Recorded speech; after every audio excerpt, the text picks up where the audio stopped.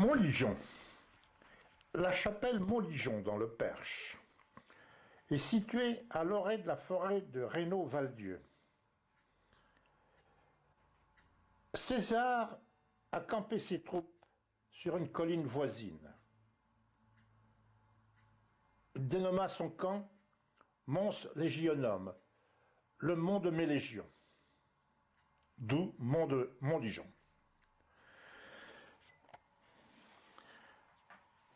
On va à Montligeon prier pour les âmes du purgatoire.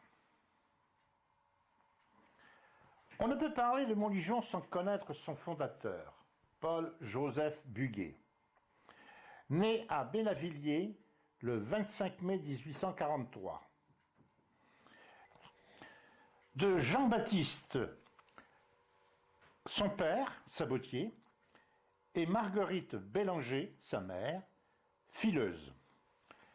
Il est baptisé par l'abbé Eudin le 28 mai 1843. Parrains et marraines, Jean-Joseph Cartier et Marie-Anne Couty. Bénavilliers est à quelques 20 km à vol d'oiseau de Montligeon, à l'orée de la forêt de Bellême, au cœur du comté du Perche. L'Assemblée constituante vint le 15 février 1790 partager ce comté du Perche en 4 départements. L'Orne, l'Eure-et-Loir, la Sarthe et le Loir-et-Cher. 3 villes principales, Mortagne, Bellême et Nogent-le-Rotrou. Les Buguet faisaient partie d'un milieu rural.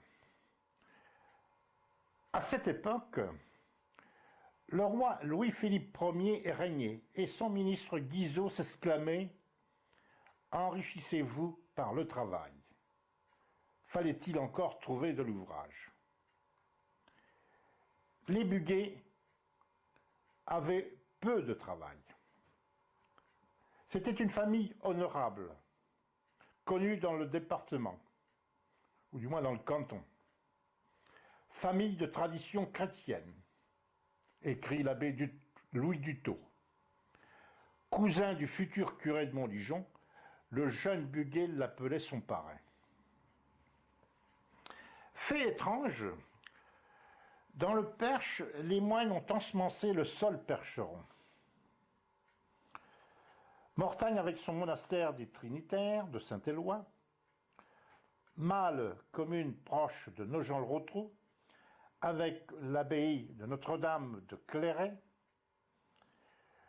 le Valdieu, sa chartreuse, et la Trappe de Soligny-la-Trappe. Paul Buguet aura tout à la fois la confiance en Dieu du croisé, l'ardente piété du moine et la persévérance du paysan attaché à sa terre natale. Les Buguet habitent donc à 1800 mètres du bourg de Bénavilliers. Plus tard, ils viennent demeurer au bourg, dans une maison à peine moins misérable que la précédente, ce qui permettra à Paul-Joseph d'aller à l'école avec son frère Auguste, son aîné de 2 ans. Mais il a fallu s'éloigner pour gagner Mortagne, afin de trouver un travail plus rémunérateur. Pas trop de relations en cette nouvelle localité. Cependant, Paul fit connaissance d'un garçonnet d'une famille plus aisée, Raoul Martin. Et oui, il y avait des Martins dans le Perche, dont le père était receveur de l'enregistrement. Paul et Raoul étaient du même âge. Ils allaient ensemble au catéchisme. Ils firent leur première communion côte à côte. Sa vocation s'affirma durant la retraite de première communion le 7 juillet 1855. Il l'avoua plus tard. En octobre 1855, Paul Buguet sera reçu externe au collège Sainte-Marie ou collège Saint-Éloi. Il était logé dans l'ancien couvent des Trinitaires. Le supérieur était l'abbé Gallet, qui avait discerné les grandes qualités de ce jeune sujet. Et c'est en 1862 que Paul Buguet quittera Saint-Éloi pour le grand séminaire. Paul Buguet l'exprima en écrivant à son parrain « Je ne travaille pas pour tel ou tel examen, mais pour Dieu, l'Église et les âmes. Il y a 3 choses auxquelles je dois tendre, la mortification, l'humilité et l'esprit intérieur pour être un saint prêtre. » Influencé par Monseigneur du Panloup, Paul-Joseph Buguet va lire La vie de Jésus d'Ernest Renan. Son directeur de conscience était l'abbé Dujarrier, qui a été nommé plus tard à Montréal et encore plus tard à Baltimore.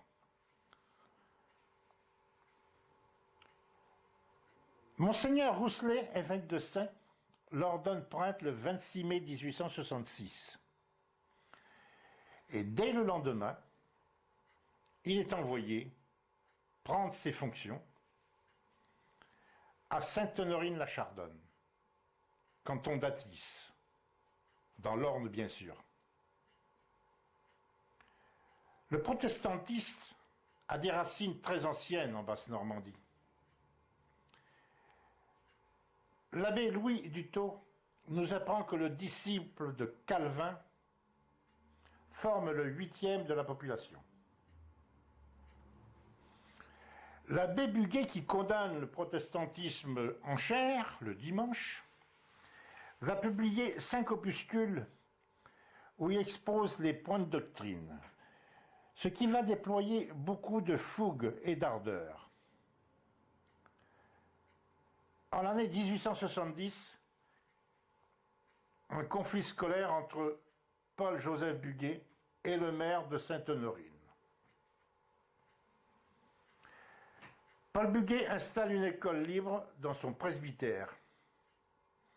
Il confia l'école aux frères de Tingebray, l'abbaye de Tingebray. Le conflit scolaire se terminera en 1871. C'était la période du conflit avec la Prusse.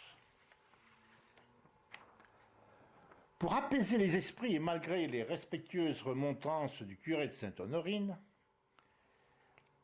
l'évêque de Serres résolut de le déplacer à Serres-la-Verrerie, dans l'Orne également. Mais le curé de Serres-la-Verrerie, qui avait 82 ans, ne désirait pas quitter sa paroisse. C'était l'abbé Berthaud. L'évêque de Serres nomma donc Paul Buguet vicaire administrateur de Serres-la-Verrerie.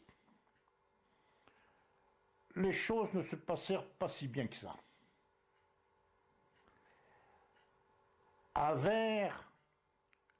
Serres-la-Verrerie, les clans s'organisent. On voit apparaître le comte de Banville, alors que le maire, l'adjoint et l'instituteur, dit Le Chêne, soutiennent le candidat opposé Gévelot. On envisage les élections. Évidemment, le 16 mars 1877, le maréchal MacMahon dissout l'Assemblée. On envisage donc les élections. Et c'est à nouveau la guerre scolaire avec le sire Le Chêne, qui avait été démis de ses fonctions et remis par le préfet un peu plus tard, mais la majorité des habitants réclament son départ. Paul Buguet écrit à Agénor Bardou, à ce moment-là ministre de l'Instruction publique et des cultes, envoie à l'Univers, titre du journal de Louis Veuillot, le double de sa lettre. Gévelot et Émile de Marsène, ministre de l'Intérieur, insistèrent auprès de l'évêque de Sées pour que l'abbé Buguet soit déplacé. En souci de pacification, Monseigneur Rousselet nomme Paul-Joseph Buguet curé de la chapelle Montligeon. Paul-Joseph Buguet quitte donc Serre-la-Verrerie, éprouvé par le deuil de son frère Auguste, qui le 1er novembre voulut aider son beau-père à sonner l'office de la Toussaint, quand la cloche, après avoir traversé la voûte de Notre-Dame de Mortagne, l'écrasa au sol. 2 fillettes issues du mariage d'Auguste étaient présentes. Ces 2 fillettes sont décédées très jeunes après l'émotion grande de voir leur père mort au sol. L'abbé Buguet avait eu le cœur pénétré de ce deuil familial et il exprima la résolution de vouer sa vie aux âmes du purgatoire. Paul Buguet avait 35 ans quand il arriva à Montligeon, le 1er août 1878.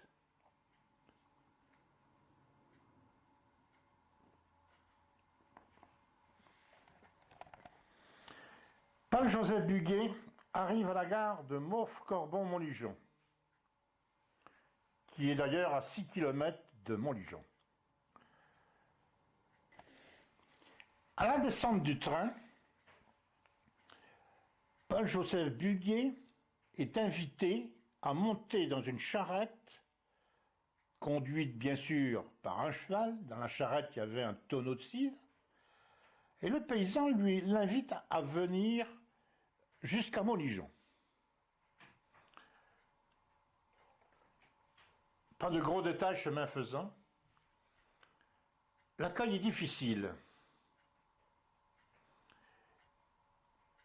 Paul Buguet arrive au presbytère, une maison grise, basse, à côté d'une église, vétuste. C'est pas la merveille.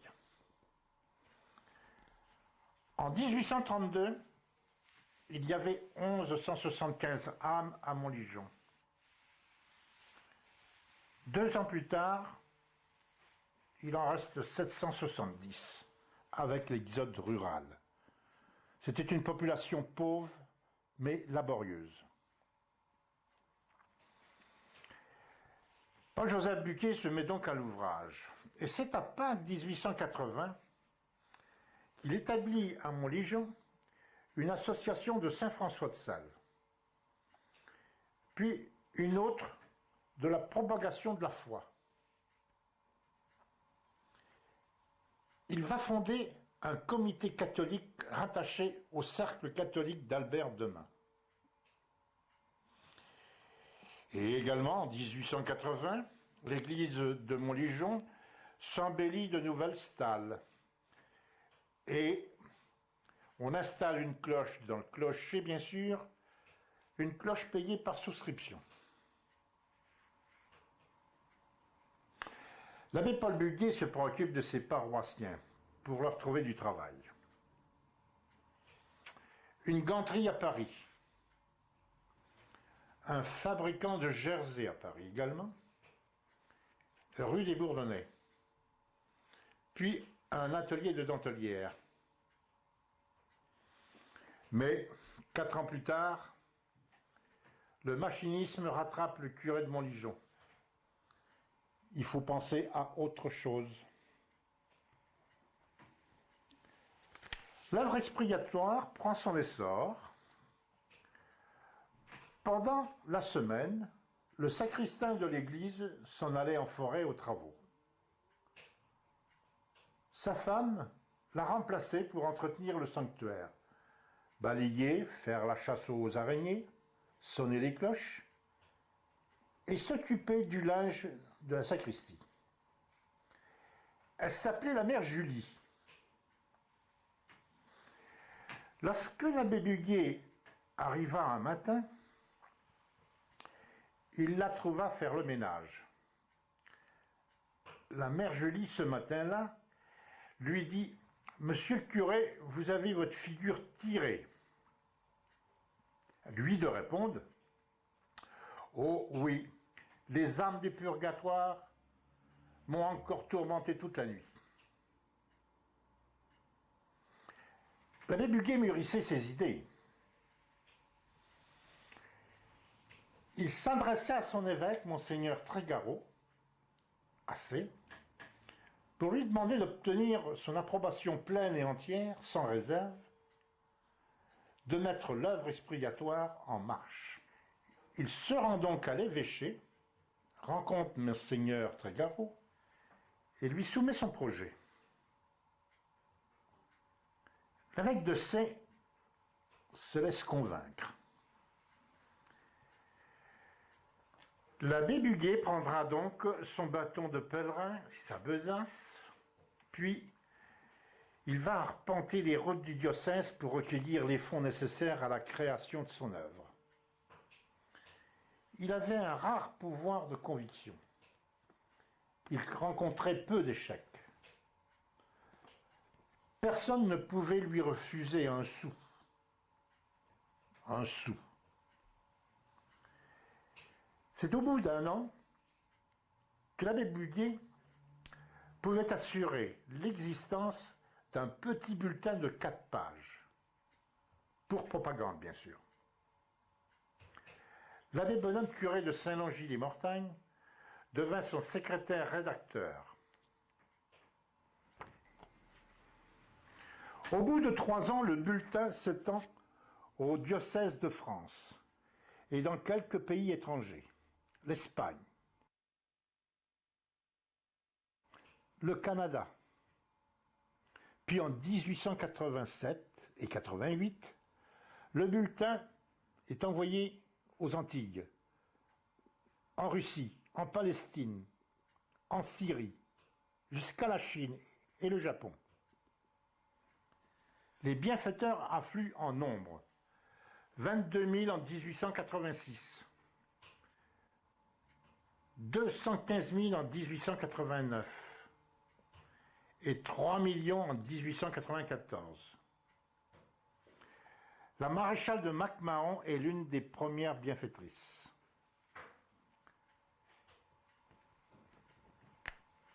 Le comte de Bonneval, issu d'une famille limousine, sera le secrétaire général de l'œuvre dans la... Le pape Léon XIII, archevêque et évêque, applaudissent à cette belle victoire.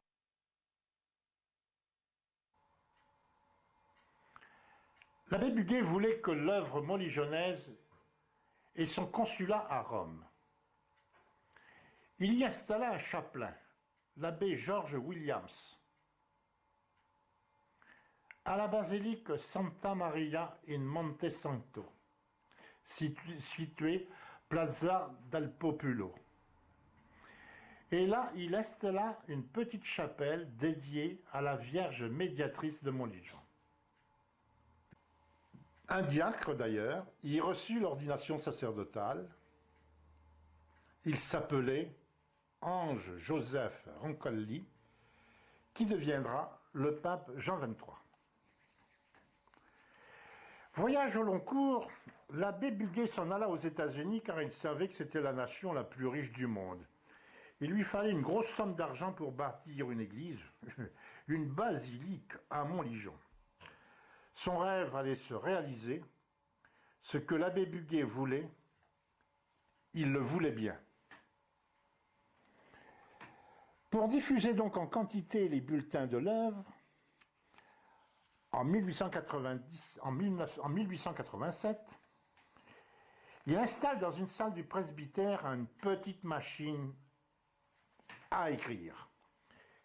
C'était une machine à battre qui imprimait, et pour que le travail soit fait plus rapidement, il avait pris un apprenti sabotier qui le dimanche était enfant de chœur et se mettait à la disposition de l'abbé pour typographier. Mais l'abbé Buguet voulait se procurer mieux. Il engagea des typographes professionnels, les Foucault, les Biard. C'étaient des enfants d'ailleurs de Montligeon. 10 personnes sont recrutées pour constituer l'équipe de l'imprimerie. Et c'est en 1890 que parut le premier almanach de l'Espérance. L'imprimerie était lancée. C'était la Société anonyme des établissements de la Chapelle-Montligeon. Et comme l'abbé Buguet ne voulait pas voir partir ses paroissiens, il les engagea en grand nombre aux travaux de l'imprimerie l'année suivante. En 1894, le flot sans cesse de pèlerins submergeait la petite église paroissiale. Bien sûr, les jours de pèlerinage. Donc un sanctuaire plus vaste s'imposait. Le premier pèlerinage à Montligeon eut lieu en 1887. Sont présents à cette journée Dom Lafont, bénédictin de Solesmes, prédicateur de la journée. Dom Étienne, abbé de la Grande Trappe, célèbre la messe. Monseigneur Trégarot était également présent. Après ce premier pèlerinage, il se dessina des pèlerinages nombreux des 5 continents.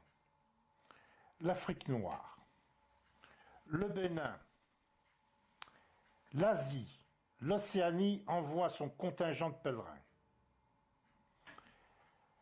Monseigneur l'évêque des îles Seychelles, Monseigneur Ardrissier également. Plus tard des Libyens, des Libanais, des Malgaches, des Chinois viennent aussi en pèlerinage à Montligeon.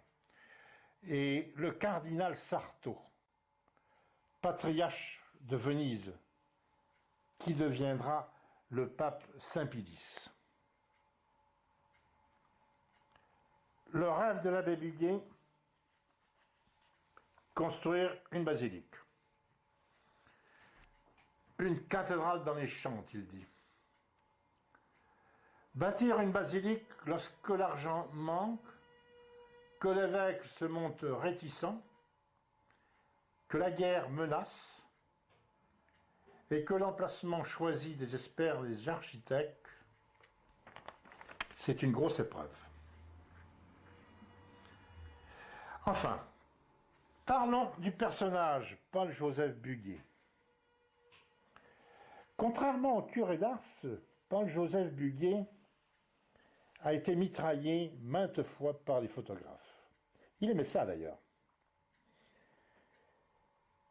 Et monsieur le curé de Montligeon devient monseigneur.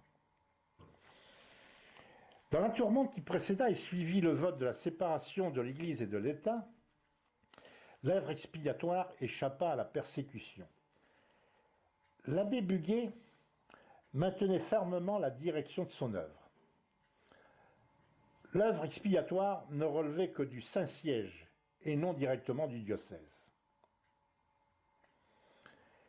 Et c'est ainsi, en 1902, l'abbé Buguet fut promu par un bref du pape Léon XIII, prélat romain de la maison de sa sainteté.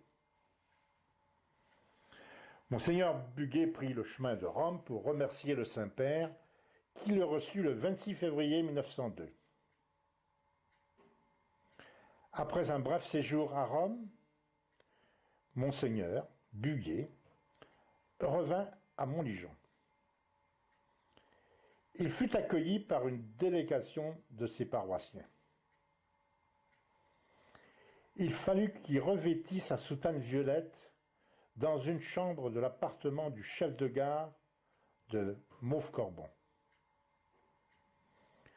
Les Montligonnais rayonnaient de fierté. Tout Montligeon était pavoisé, décoré d'arcs de triomphe. La fanfare, créé d'ailleurs par l'abbé Buguier, vint le quérir au logis, c'est-à-dire au presbytère, avant qu'il célèbre la messe solennelle. Ce fut un ancien chapelain de Montligeon, l'abbé Rigaud, qui fut l'orateur de cette journée. Construire une basilique. Eh oui, bâtir une basilique revenait toujours à l'esprit de l'abbé Buguier. Il faut de l'argent. Le curé de Montligeon, Monseigneur Buguier, rassembla toutes ses relations. Il emprunta un certain jour le cheval et la charrette du boulanger et s'en alla au château d'Igé, visiter le comte d'Orglande. Arrivé au château, il attacha le cheval au pied du perron et fut accueilli par le comte lui-même. « Que voulez-vous de moi, mon cher curé ? » ?»« Monsieur le comte, je viens quêter pour une église que je désire bâtir à Montligeon. »« Oui, monsieur le comte, une église plus grande pour les âmes du purgatoire. » De répondre, monsieur le comte, « Mais monsieur le curé, les âmes de purgatoire n'ont pas besoin d'église. » « Mais si, insista l'abbé Buguier, je vous explique. »« Oui, j'ai compris, répond le comte. Elle sera bâtie par les largeurs du riche et aussi par les épargnes du pauvre. » Le père Buguier reçut une somme appréciable. Un temps futur, l'abbé Buguier demanda audience à son évêque. « Monseigneur, je voudrais entreprendre les travaux de l'église des âmes du purgatoire. » Monseigneur de lui répondre « Combien avez-vous en caisse ?»« 50 000 francs. » « Eh bien, mon cher curé, répondit Monseigneur l'évêque, quand vous aurez 100 000 francs, vous commencerez. » De retour à Montligeon, l'abbé Lecouteux, secrétaire de l'œuvre, montra une lettre qu'il venait de recevoir. Un courrier d'une dame de la banlieue parisienne lui était envoyé.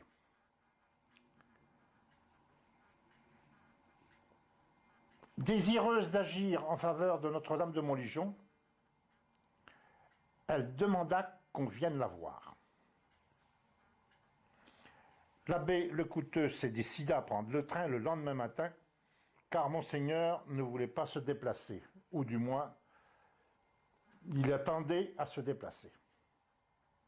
Cependant, il ne fallait pas traîner. Donc, l'abbé Lecouteux se dirigea à Vanves ou à Malakoff. Il sonna à l'adresse précise.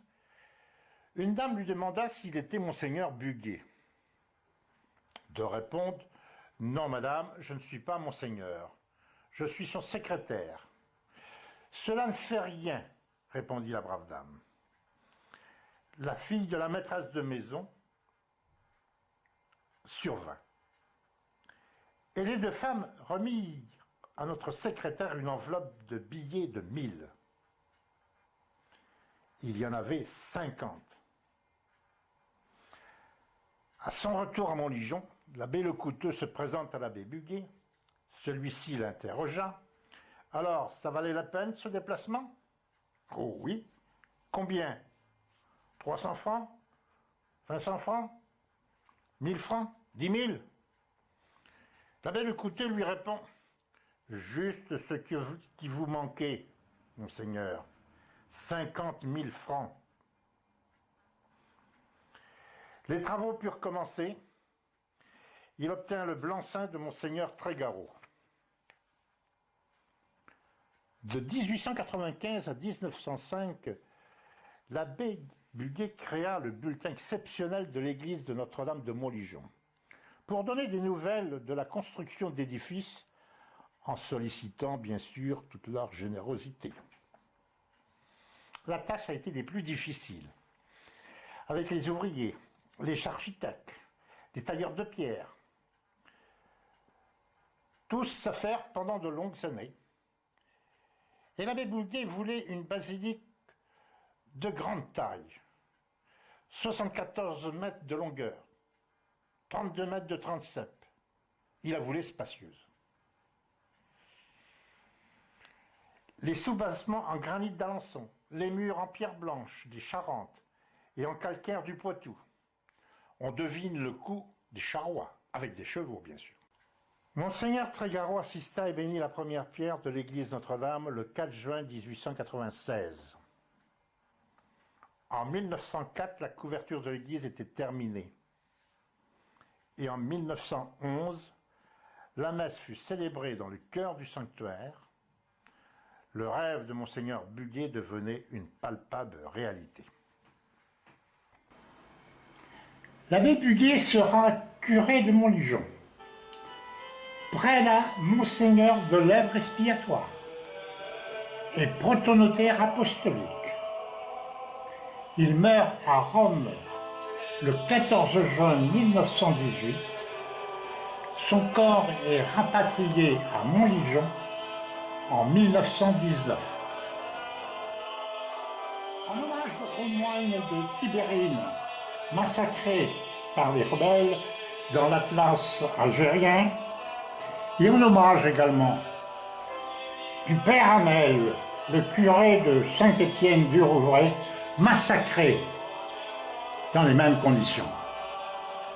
Nous aurions préféré entendre le Te Deum Laudamus à la Marseillaise de Notre-Dame de Paris.